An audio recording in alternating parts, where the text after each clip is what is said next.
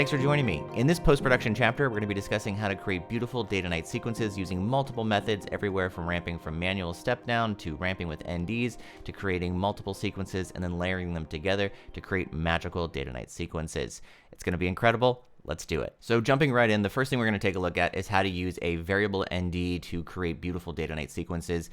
In this instance, I've also used aperture priority mode as well as auto ISO. And what that's doing in this shot is it's actually ramping at the smallest possible increments to create a beautiful day-to-night transition. Now, this is done by using both a cinema lens that's an EF mount and also on the Sony a7S II with an E mount.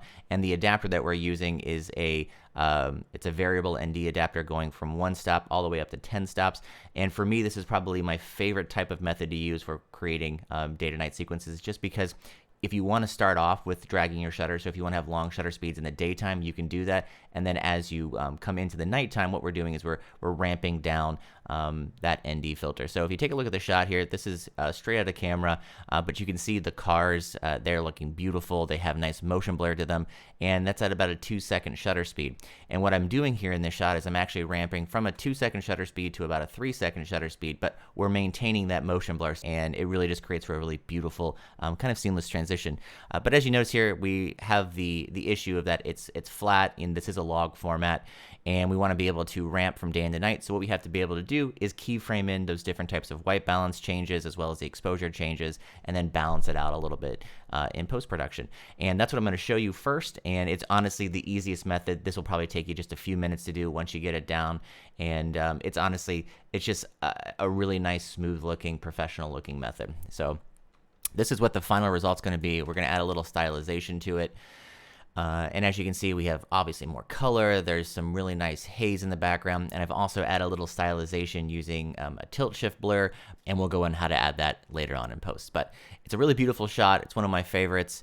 And doing this method again is probably just the best that there is. We're going to come into our color panel. So the first thing I want to do is I want to set that base color grade. And we'll start with our main node here. I'll open up my parades. And what we're going to do is going to add some gain. That's usually what I start off with first. I want to make sure that my parade is kind of balanced over here. I'm going to drop my lift a little bit. Increase the contrast. Add just a little bit of shadow. We don't want too much shadow here because we don't want the image to look too flat, but we are opening up a little more. And now we need to add some saturation. And if you are using the Sony files, using about 75% saturation is what you want to do to create that natural looking color. So we're getting there. Now I am noticing that the highlights are blowing out just a little bit in the top here. So we're going to come over to our raw tab. I'm going to add the highlight recovery, and we see we regain a little bit of that data inside of our highlights.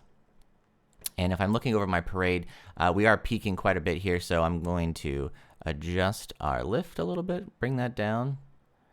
And then I'm also going to bring our highlights down just a little bit. See that information being retained. Now I'm going to scrub back through here. We'll play it, and we're getting there. Okay. Now, if we come into our nighttime, we see that there's definitely an exposure change that needs to happen here, and we need to actually increase the exposure a little bit and then change the white balance. So the next thing we need to do is we need to create keyframes to ramp that exposure. Super easy to do inside of DaVinci Resolve. So I'm going to click on my keyframe icon over here.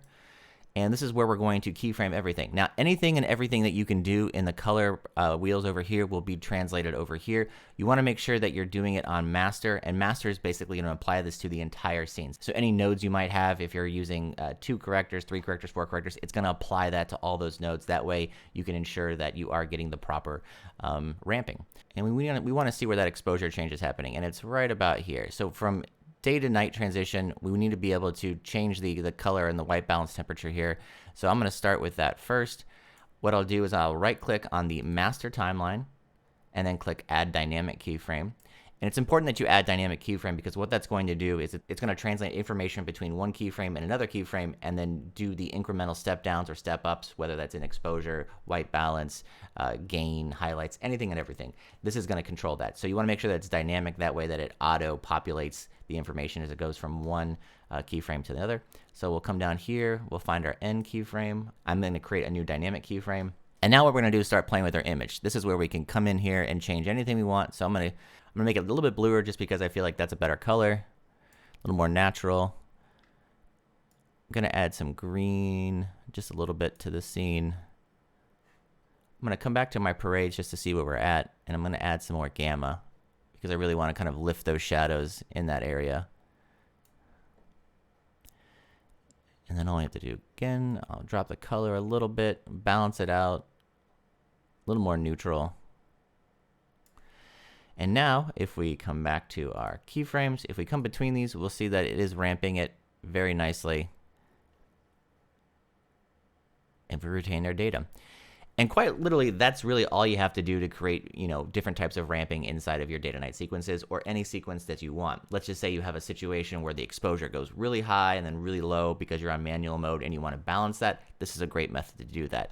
But because we're shooting aperture priority as well as auto ISO, and we're using a variable ND filter to control our shutter speed, we're getting a really beautiful balanced shot straight out of camera. Like there's really not a lot to do. In the past, if you'd use something like LR Timelapse, you'd have to do manual step down, and basically you'd have to create keyframes and it would link the information to match the frame.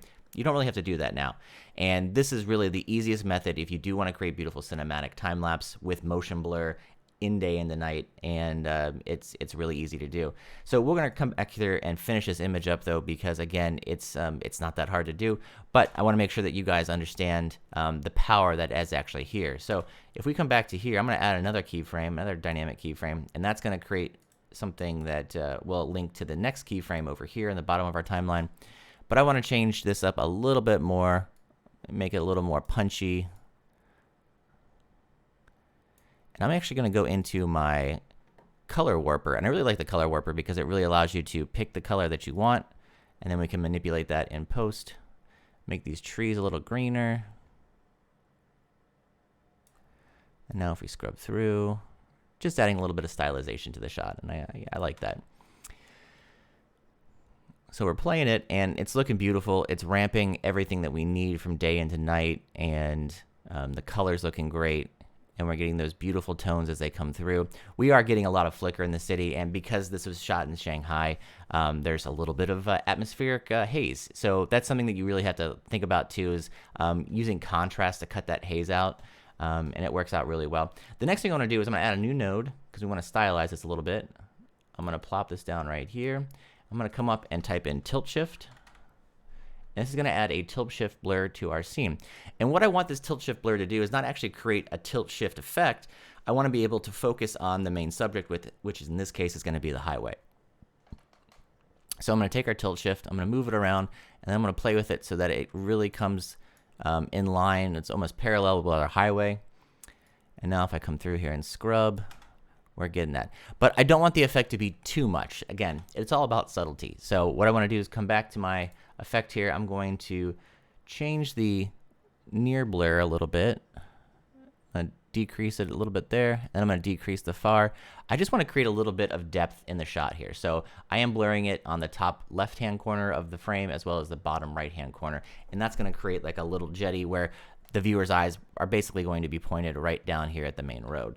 And as it comes into night, it's looking really beautiful. What I might do though is increase the blur strength so we get a little bit more blur there, so it gives it a little more of that effect. And now we are having the viewers focus strictly on that interstate area there. And I might change this, move it over a little bit. And I think that looks pretty damn awesome. So this is pretty much all you have to do to create a stylization effect on this. And we've just created a beautiful day to night sequence, and we've ramped our exposure, our white balance, and everything in between. And it's just that simple. The next day to night time lapse we're going to talk about is creating manual step downs when you are shooting. And this is something that you used to have to do a lot in the past, probably in like the early 2010s, 2013s. Because the hardware just didn't exist where you could actually ramp it in camera. So what you have to do is actually, as the exposure changed in your camera, you have to change the exposure on your camera, which means you have to touch your camera. So it's kind of a risky thing where you could actually kind of screw your whole shot up. But it did work in the past, and the idea here is you're trying to match frames with another frame so that it creates a combination of frames that's very fluid and smooth motion. Again, I wouldn't recommend this method because there's just better ways to do it now. But if you do want to do manual step down, I'm going to show you how to process it. So if we look through our shot here, I'm going to play this. And again, this is in Shanghai, China. What I want you to do is take a notice of the exposure up here in the sky. As you can see, that's when we have one of our step downs from one exposure to another, and we basically lose all of our highlight information, but we are creating a much cleaner image. So what we have to do is we have to match this shot together in post, because you don't want to have it flashing like this. You want to create a nice, smooth, elegant transition.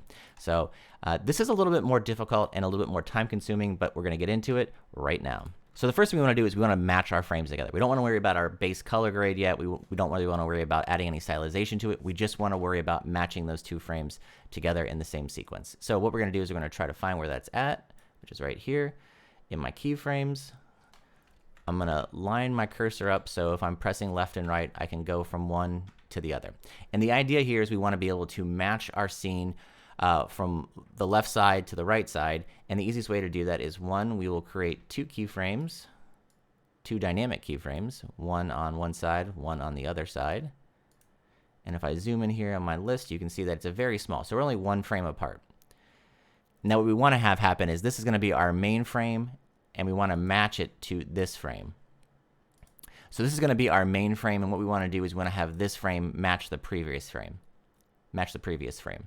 So what we're going to do is I'm going to come in here, we're going to right click on it, and we're going to say grab still. And what this is going to do is it's going to allow us to actually look at both images together at the same time. I'm going to come over to my gallery. I'm going to click this, and then I'm going to click our split screen option. And now when I come over here, I'm going to see that this is the frame that we need to match. So what's going to happen here is I'm going to come back on this side, and now we start adjusting. And the idea behind this is we want to be able to match the left side to the right side as best we can, and that's really just kind of coming in here and playing around with the gain, gamma, and lift. So I'm going to come in here, I'm going to add a little bit to the gain, I'm going to match those highlights as much as I can, and as you can see, we are dipping down in our highlights a lot right here, which is fantastic. There's only a slight line here, and that's honestly pretty damn good for what we want. Next, I'm going to increase the gamma a little bit so that line disappears a little more. We are getting a nice balanced image right now. I'd say this is probably 98% there. I'm going to adjust the lift just a little bit though, and see if we can't get it a little bit better. And right about there, it's 100%. So I'm going to take this off. And now if I go between the two, they're perfectly matched. Now, you will see that there's a little bit of highlight change here because we can't retain all of the information. This was shot on the A7R2, so the dynamic range on it wasn't as great as it is now. But what we can do is just easily add a deflicker, and that deflicker is going to create a nice smoothing action between the two frames. So now if I come back through here, I add a new node, I add a corrector, and this node is going to be our deflicker. I'm going to add that there, and now if I play through here, it's like that jump never existed. It's absolutely fluid, absolutely beautiful. So I'll play one more time so you can see it. And there's no jump, there's nothing. It looks gorgeous. And this is the easiest way to do it. Honestly, it just takes a few seconds. Again, in the past, you'd have to do this with LR Timelapse. And while it's a great program, it's super cumbersome, super slow. And here, you can just do it in a matter of just a few clicks. So very easy to do and very powerful at the same time. Now, the next thing we want to do is actually, we want to create a new compound clip. And the reason we want to create a new compound clip is because we don't want to adjust the color on any of those frames because they're different. So if we create a compound clip, it's going to actually act as if it's a new clip, and all of that data information is going to be the same. So I'm going to come here. We're going to choose new compound clip. You can name this day to night and hit enter. And what that's going to do is that's going to combine everything together that we've just done on one simple timeline. And now I can hit color again. And now if I come through here and I start doing my actual color grading, I can just go back to my parades, adjust that, bring our shadows in, add the gain, drop the highlights, add a little gamma, bring the lift down. Going to increase our saturation to 75. Now we're getting there. I'll come through to the other side where so if I come back to where we had our match, again, it's working seamlessly together. So it actually created a brand new sequence for us. And now we're going into our day to night sequence. And It looks beautiful. And that's how easy it is. But we can see that we have a white balance issue here, so we can keyframe our white balance in. I'm going to come to the start of our shot here. We'll add another keyframe. Back out all the way. One there, and we're going to do it right when it starts to change, which would be right about here. So I'll add another keyframe, add a dynamic keyframe, and now we'll go to where it's just about changing, and then add another keyframe, and this is the keyframe that we're going to edit. So the reason I've created two keyframes here is because I want to have all the information between this keyframe and this keyframe stay the same, but then I want all the information from this keyframe to this keyframe to ramp. And that happens pretty easily. So now if I just change the white balance here, I can add cooler temperature. So we get that nice cool sunset. If I want to add a little gamma, I can do that. And now if I scrub through, it's just a beautiful day to night transition. Really simple, very easy. And again, it's really rewarding to be able to do these kinds of things, because in the past, this probably would have taken hours to produce, and now you can do this in just a matter of a few minutes. So as you can see here, really beautiful. It's ramping day to night beautifully. There's no jump in our exposure and our shots. Everything matches. Everything's very fluid. And that's how you do a manual stop down process for day to night. The next method we're going to look at, and this is probably my second favorite, and it's used quite often in a lot of different productions, because production wants that ability to maybe actually add where and when the actual transition from day to night starts or stops. And what we've done here is actually a motion controlled shot, which is a little more challenging, but what we're doing is we're creating multiple passes from day into night. So the original pass was actually a nice day to night sequence transition where I started about 2 hours before sunset and then ended about an hour after sunset. But what happened here is that we wanted this building in the background to show its lights, but during our time lapse, it didn't happen. But the client wanted it to happen, so what we had to do is we had to come back and reshoot it, but we stayed in this exact same location, and I kept the slider exactly where it was. But as you can see here, we do have that nice transition, and it goes from day into night. But what we wanted to have happen again was to have this building with its lights turned on. And now if we take a look at this other frame that I have already brought in, so this is just a standard night shot, and it's the exact same movement. Nothing has changed, the exact same interval, exact same shutter speed. And what this is going to allow us to do is to create a multi-pass day to night effect. And all I have to do is drag this on top of my other time lapse, and they match perfectly. And the easiest way to see that actually is if I reduce the exposure, you can see that all the information is the same, our frames match. And really all we're going to do is create a simple opacity ramp between day to night, or where the lights turn on and turn off. And that's going to allow us to have the ability to change things where and when we want. And this is my favorite method because, you know, if you want to have it start off super slow or super fast, you can have it go that way. In this instance, I want it to happen kind of gradually. And when we do it this way, the lights turn on, everybody's happy. And now it's kind of creating that day to night effect without actually having to have had done it. And especially if you want to go back and add things that maybe happened after your day to night sequence has started, this is the best way to do it. And honestly, it looks super clean, super professional. I can even bring this back a little bit. Let's say they didn't want to have the lights turn on too quickly. And if we want to see them turn on, now we have the ability to turn them on, and it creates a nice, super seamless effect. That's pretty much it when it comes to creating day to night sequences. In the past, again, it used to be so hard and so cumbersome, but with today's technology, the ability to use aperture priority with auto ISO and being able to cap out your shutter speed as well as your ISO, you create beautiful, beautiful works of art going from day to night. And it's just super easy to do. Now, the next thing we want to talk about is rolling over into full day to night transitions. So if you are trying to do that holy grail where you're going from day to night, day to night, day to night, you can do that too in here very easily, because one thing that a lot of people and a lot of photographers want to do is they want to create those beautiful astro shots where they are going from day into night. And this is how you edit those. And this is a little bit more challenging because you are going from crazy different white balances to different exposures. But if you do set your camera up properly, it'll be very easy to adjust when you come into post-production. So let's get into it. This is a multi-day shot I did for a movie. And it's just a plate shot. And what we wanted to have happen is basically show the progression of day into night over the course of a couple weeks. And it was a very long shoot, obviously, but we kept the camera rolling for a couple weeks. And it was actually pretty interesting. But this is how we do beautiful day to night transitions. I'm going to come in here. I'm going to adjust my frame. And I'm not going to do every single part of this because it's literally just repeating it. But what we're going to do is come into our color panel. I'm going to create a new node just as a secondary corrector here, just because we're going to use it. Now we want to go back to our parade. We want to increase the gain a little bit, drop our lift. Going to increase the saturation to 75. We're going to see how this looks. Going to increase our gamma a little bit as well as our gain. And we want to make sure we don't make the sun too overpowered. I'm going to drop the highlights just a little bit in the scene, just so they come back into our parade. And then we're going to drop our lift. Now we've kind of created our neutral shot here. I'm going to drop our gain just a little bit because we don't want to have this happen.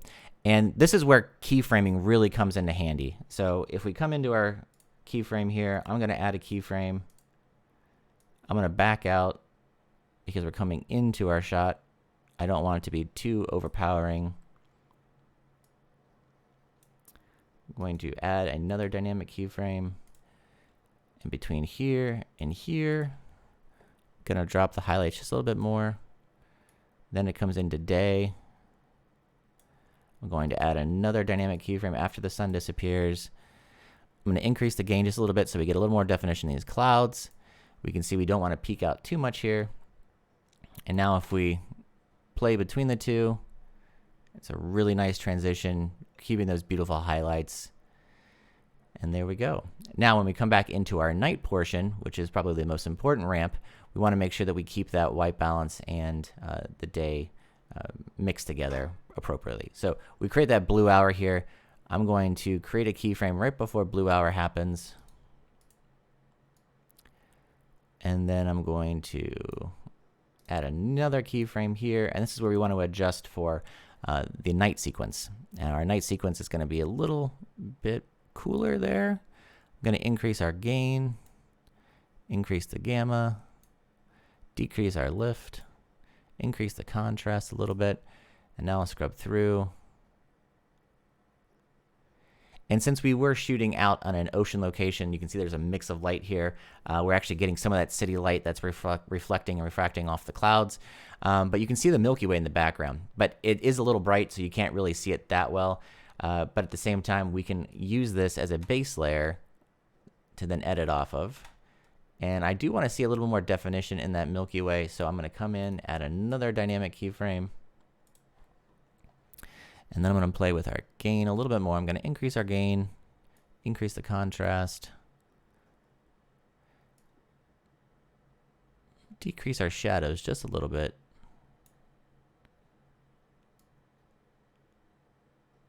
Make that pop, increase contrast, add the gamma. Scrub through.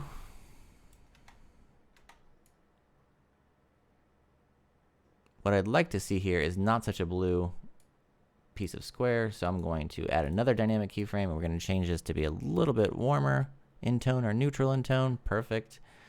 Now if I scrub through here, we go from a beautiful blue sky into our night sky, and it just looks really nice. And that's all done with just ramping straight inside the keyframes here. It's, again, super easy to do. And all you'd have to do is just keep replicating this process over the amount of time that you want. If you are doing a multi-day time lapse, you can just ramp the white balance, ramp the exposure, back and forth. Easy day. You're done. That's going to conclude this chapter. I can't wait to see what you do, so please share and post your work to me at DrewGiggity. I would love to see it. And if you have any questions or comments, you can always email me at info@district7.com. I'll be happy to answer your questions. Thanks again for joining me on this course. I'll see you next time.